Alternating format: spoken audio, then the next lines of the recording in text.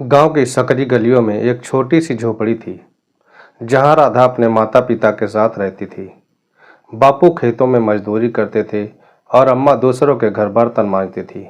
गरीबी इतनी थी कि कभी कभी पेट भर खाना भी नसीब नहीं होता था। लेकिन राधा के सपने बड़े थे। जब वह स्कूल जाती तो किताबों के पन्नों में खुद को एक कलेक्टर के रूप में देखती थी। राधा के मास्टर जी अक्सर कहते कि बेटी, पढ़ाई ही तेरा हथियार है, इससे तू अपनी तकदीर बदल सकती है। ये शब्द उसके दिल में बस गए थे। वह दिन रात मेहनत करने लगी थी। गांव में लड़कियों की पढ़ाई पर ज़्यादा ध्यान नहीं दिया जाता था, लेकिन राधा की जिद के आगे बापू ने भी हार मान ली और उसे आगे पढ़ने दिया। दोस्तों, राधा 12वीं पास करके शहर के कॉलेज में गई। उसने अपने ख्वाबों की ओर एक और कदम बढ़ाया, लेकिन यहाँ उसकी ज़िंदगी में एक खौफनाक मोड़ ले लिया। दोस्तों, इस नए वीडियो में आपको प्रेम पूर्वक नमस्कार। दोस्त, वीडियो में आगे बढ़ने से पहले आपसे एक ही रिक्वेस्ट है कि वीडियो को लाइक और चैनल को सब्सक्राइब जरूर कर लीजिए और वीडियो को लास्ट तक जरूर देखें। दोस्तों, कॉलेज के हॉस्टल में वह अपनी सहेलियों के साथ रहती थी।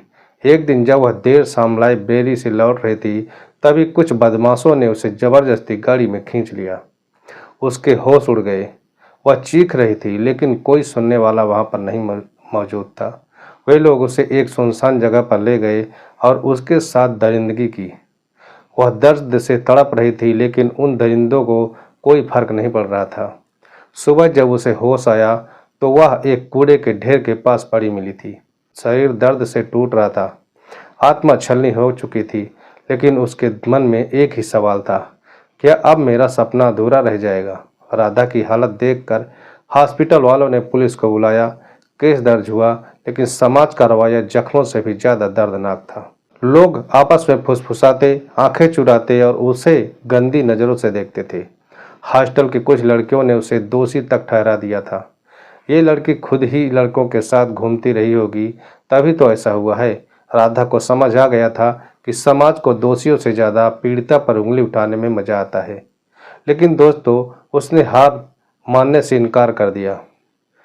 उसने हिम्मत जुटाई और पुलिस स्टेशन जाकर बयान दिया, लेकिन पुलिस वालों ने भी केस रफा दफा करने की कोशिश। बेटी बदनामी हो जाएगी, इन लोगों से पंगा लेना ठीक नहीं है।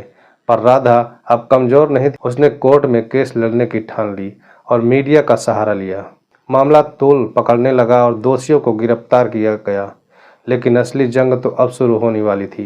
राधा ने पढ़ाई फिर से आरंभ कर दी, लेकिन जिंदगी आसान नहीं थी। पैसों की तंगी ने उसे और भी तोड़ दिया था। तभी उसकी मुलाकात शहर के एक रसूखदार आदमी अनुराग मेहरा से हो जाती है। दोस्तों, वह एक शादीशुदा आदमी था, लेकिन राधा की मजबूरी जानता था। उसने मदद की पेशकश की और बदले में साथ चाहिए था उसे। राधा की आत्मा कांप गई, लेकिन उसके पास कोई और रास्ता ही नहीं बचा था। उसने अपनी आंखें बंद कर ली और खुद को उसके हालात के हवाले कर दिया। अनुराग ने उसे आर्थिक मदद दी, जिससे वह अपनी पढ़ाई जारी रख सकी, लेकिन वह खुद को खोती जा रही थी। क्या ये गलत है? उसने कई बार खुद से पूछा, लेकिन जवाब नहीं मिला। दोस्तों, आखिरकार सालों की मेहनत रंग लाई। राधा ने यूपीएससी पास कर लिया। वह अब आईएएस अफसर बन चुकी थी। जिस समाज ने उसे गिरा हुआ समझा, वही अब उसे सलाम कर रहा था। लेकिन जब अनुराग फिर से उससे मिलने आया तो राधा ने साफ कह दिया, तुमने मेरी मजबूरी का फायदा उठाया है, लेकिन अब मैं मजबूर नहीं हूँ। अब मैं अपनी शर्तों पर जीऊंगी। और आज वह हर उस लड़की की आवाज़ बन चुकी थी जो समाज के डर से अपने सपनों का गला घोट देती थी। वह जानती थी कि उसने बहुत कुछ सहा है, लेकिन अपनी जिंदगी खुद अपने तरीके से जीने का हक अब उसने खुद हासिल कर लिया था। दोस्तों, राधा अब एक कलेक्टर बन चुकी थी। शहर के हर अखबार में उसकी तस्वीर थी। निर्भया से नायिका बनी आईएएस अफसर। लोग अब उसे सम्मान देने लगे थे, लेकिन उसके भीतर की जंग अभी भी खत्म नहीं हुई थी। दोस्तों, आईएएस बनने के बाद उसकी पहली पोस्टिंग उसी शहर में हो जाती है जहां कभी उसके साथ ही हैवानियत हुई थी। जब उसने ऑफिस में बैठकर पहला फाइल खोला तो दिल एक अजीब सी कशमकश में था। यहीं से उसकी जिंदगी तबाह हुई थी और अब यहीं से उसे दूसरों की जिंदगी भी संवारनी थी।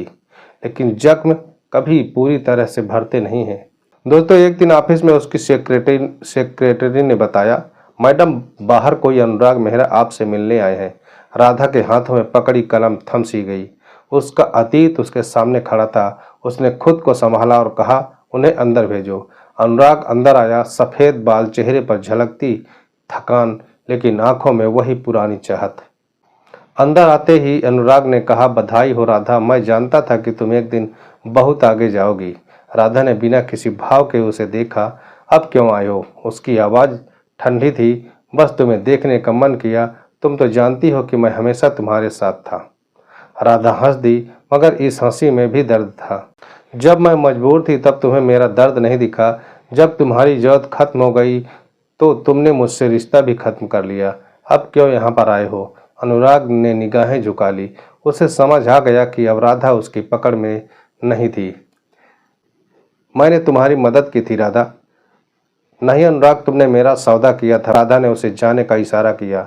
अनुराग भारी कदमों से बाहर चला गया, लेकिन राधा को एहसास हुआ कि उसने अपने अतीत के एक पन्ने को हमेशा के लिए बंद करके रख दिया था। दोस्तों, राधा की असली परीक्षा अब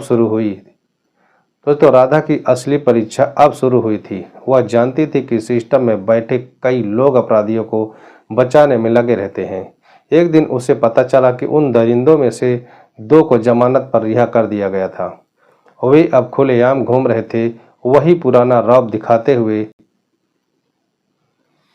अब देखता हूँ ये कलेक्टर साहिबा हमारा क्या कर लेगी, उनमें से एक ने खुलेआम हंसते हुए कहा था। राधा के अंदर आग जल उठी। अब वह कोई बेबस लड़की नहीं थी, बल्कि कानून की ताकत थी। उसने तुरंत उन अपराधियों के खिलाफ कड़ा एक्शन लिया। जब कोर्ट ने उन्हें आजीवन कारावास की सजा सुनाई तो राधा ने एक लंबी सांस ली। उसने बदला नहीं लिया था, बल्कि न्याय किया था। राधा अब सिर्फ एक अफसर नहीं थी, बल्कि हजारों लड़कियों की प्रेरणा बन चुकी थी। उसने निर्भया सेवा केंद्र खोला, जहां यौन अपराध पीड़िताओं को कानूनी और मानसिक सहायता दी जाती थी। अब गांव-गांव की लड़कियां कहने लगी कि हम भी राधा दीदी की तरह ही बनेंगे। राधा ने अपने सपनों को पूरा कर लिया, लेकिन सिर्फ अपने लिए नहीं, बल्कि हर उस लड़की के लिए जो हालात से हार मान लेती हैं। दोस्तों, अब जब वह आईने में खुद को देखती तो एक मासूम लड़की नहीं, बल्कि एक योद्धा दिखती थी, जिसने खुद को बेचा नहीं, झुका नहीं, टूटी लेकिन बिखरी नहीं, बल्कि अपनी उड़ान से पूरी दुनिया को दिखा दिया कि हौसले की कोई हद नहीं होती, हौसले की कोई उड़ान नहीं होती। दोस्तों, राधा की जिंदगी अब बिल्कुल अलग थी। अब वह सिर्फ एक लड़की नहीं थी, बल्कि एक मजबूत अफसर थी, जिसकी हर फैसले से लोगों की तकदीर बदल रही थी। लेकिन अब भी अधूरी थी। उसके दिल में कभी भी प्यार के लिए जगह ही नहीं बनी थी। पर जिंदगी कब किसे और कहाँ और कैसे मोड़ दे, कोई नहीं जानता। एक दिन ऑफिस में किसी केस की सुनवाई चल रही थी। कोर्ट में एक यंग, चार्मिंग और इंटेलिजेंट वकील खड़ा था, आदित्य मल्होत्रा। काले कोट में वो किसी हीरो से कम नहीं लग रहा था। चेहरे पर कॉन्फिडेंस और आंखों में एक अजीब सी चमक थी। वो अपने क्लाइंट का केस बहुत ही दमदार तरीके से लड़ रहा था। दोस्तों, राधा पहली बार उसे देख रही थी, लेकिन आदित्य ने शायद उसे पहले से जान लिया था। केस खत्म होने के बाद उसने मुस्कुराते हुए कहा, मैडम, आपसे बहुत दिनों से मिलना चाहता था। राधा ने हल्की सी हंसी के साथ कहा, क्यों, कोई केस लड़वाना है क्या? आदित्य ने सिर हिलाया, नहीं मैम, मैं तो बस देखना चाहता था कि इतनी ताकतवर आईएएस अफसर असल में दिखती कैसी हैं। दोस्तों, राधा उसकी बात सुनकर थोड़ा मुस्कुराई, लेकिन कुछ नहीं बोली। वो किसी को अपनी जिंदगी में इतनी जल्दी नहीं आने देना चाहती थी। इसके बाद कई बार आदित्य और राधा की मुलाकात होती रहती है, कभी ऑफिस में, कभी कोर्ट में। आदित्य की बातें हमेशा मज़ेदार होती थी, हाजिर जवाबी, उसकी ईमानदारी और सबसे खास उसका राधा को बिना किसी डर के ट्रीट करना। दोस्तों, राधा को अच्छा लगता था कि कोई उसे सिर्फ एक अफसर की तरह नहीं देखता, बल्कि एक इंसान की तरह ही समझता है। दोस्तों, एक दिन की बात है जब वे दोनों एक सरकारी प्रोजेक्ट के सिलसिले में बाहर गए हुए थे, तो अचानक बारिश होने लगती है। आदित्य ने अपनी कार रोकी और कहा, राधा, तुम्हें कभी प्यार हुआ है किसी से?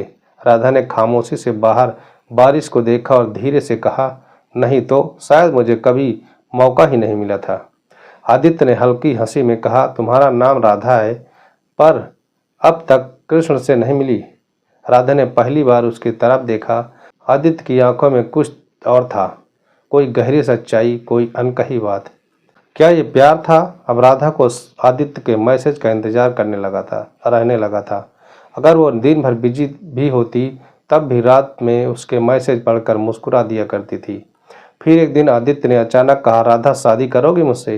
राधा सन्न रह गई। उसके दिल में अजीब सी बेचैनी छाने लगी। उसने कहा, आदित्य, मेरी जिंदगी आसान नहीं है, मैं बहुत कुछ झेल चुकी हूँ। आदित्य ने उसकी आंखों में देखा और धीरे से कहा, मुझे तुम्हारा अतीत नहीं, तुम्हारा साथ चाहिए। राधा की आंखों में आंसू आ गए। इतना प्यार उसे कभी किसी ने दिया ही नहीं था। लेकिन क्या वो फिर से किसी पर भरोसा कर सकती? दोस्तों, राधा के दिल में तूफान चल रहा था। क्या वह आदित्य को अपनी जिंदगी में आने देगी? उसने बहुत कुछ सहा था, गरीबी, हैवानियत, समाज की बातें और अपने अतीत के काले धब्बे। क्या एक आईएएस अफसर प्यार कर सकती है? क्या वह फिर से किसी पर भरोसा कर सकती है? उसने आदित्य की आंखों में देखा। वहाँ कोई स्वार्थ नहीं था, कोई लालच नहीं, बस एक सच्चा एहसास था। लेकिन फिर भी उसने जवाब नहीं दिया था। आदित्य ने जब राधा की चुप्पी देखी तो उसने कहा, मैं तुम्हें सोचने का समय देता हूँ राधा, लेकिन इतना जान लो कि मैं हमेशा तुम्हारे साथ ही रहूँगा। लेकिन नियति को शायद उनका साथ मंजूर था। उसी हफ्ते राधा को एक केस मिला। केस था एक हाई प्रोफाइल बिजनेसमैन के खिलाफ जो सरकारी जमीनों पर अवैध कब्जा कर रहा था। बिजनेसमैन का नाम था अनुराग मेहरा। राधा के हाथ ठंडे पड़ गए थे। फिर वही आदमी, वही जो कभी उसका सहारा बनने का नाटक किया करता था, लेकिन असल में उसकी मजबूरी का फायदा उठा रहा था। राधा ने बिना किसी डर के आदेश दिया कि अनुराग मेहरा को गिरफ्तार करो। दोस्तों, जब पुलिस ने अनुराग मेहरा को पकड़ा तो उसने राधा से कहा, मुझे लगा था तुम मुझे भूल चुकी होगी। राधा ने ठंडे लहजे में जवाब दिया, मैं अपने गुनहगारों को कभी नहीं भूलती अनुराग। अब ये कानून तुम्हें तुम्हारे गुनाहों की सजा देगा।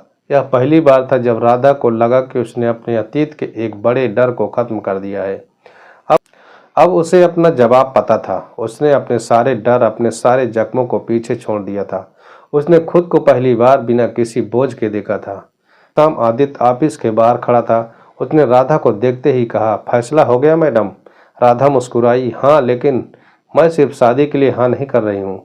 आदित्य ने धीरे से उसका हाथ पकड़ लिया। तो क्या अब राधा को उसका कृष्ण मिल गया? राधा ने पहली बार खुद को हल्का महसूस किया। अब न कोई डर था, न कोई गम। राधा ने अपने साथ हुई हैवानियत को हराया। उसने अपने अतीत के साये को हराया। उसने अपने सपनों को पूरा किया और अब उसने अपने दिल को भी जीत लिया था। राधा की कहानी सिर्फ उस लड़की की नहीं, बल्कि उन लाखों लड़कियों की कहानी है जो गरीबी, समाज, हैवानियत और अपने अतीत से लड़कर आगे बढ़ती है। राधा ने एक गरीब घर से निकलकर अपनी पढ़ाई जारी रखी, हर मुश्किल को पार किया। उसने अपने साथ हुए अन्याय को सहा, समाज की क्रूरता को देखा, लेकिन टूटी नहीं कभी। सिस्टम से लड़ाई। उसने अपने गुनहगारों को सजा दिलाई, दिखाया कि न्याय संभव है।